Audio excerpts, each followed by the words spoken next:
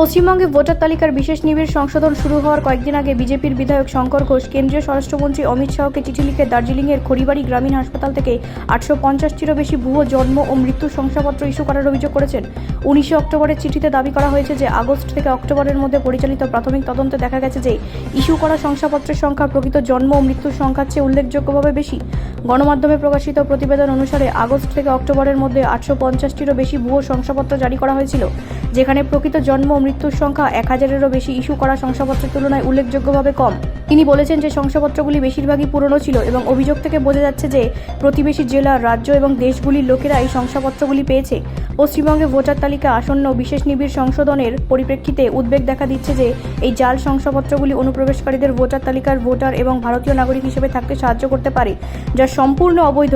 বৃহৎ আকারের আর্থিক লেনদেন এবং স্বাস্থ্য বিভাগের কর্মকর্তাদের জড়িত থাকার অভিযোগ পরিস্থিতিকে আরও খারাপ করে তোলে।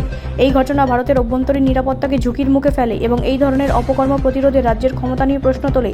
ঘোষ চিঠিতে লিখেছেন, বিরোধী দলের প্রধান হুইপো থাকা বিধায়ক মন্ত্রণালয় রাজ্যব্যাপী একটি পুঙ্খানুপুঙ্খ তদন্ত পরিচালনা, জড়িতদের বিচার এবং জবাবদিহিতা বৃদ্ধির জন্য অস্থায়ী স্বাস্থ্য বিভাগের পদগুলিকে নিয়মিত করার কথা বিবেচনা করার আহ্বান জানিয়েছেন। ব্যুরো রিপোর্ট, রাষ্ট্রীয় প্রসার বাংলা।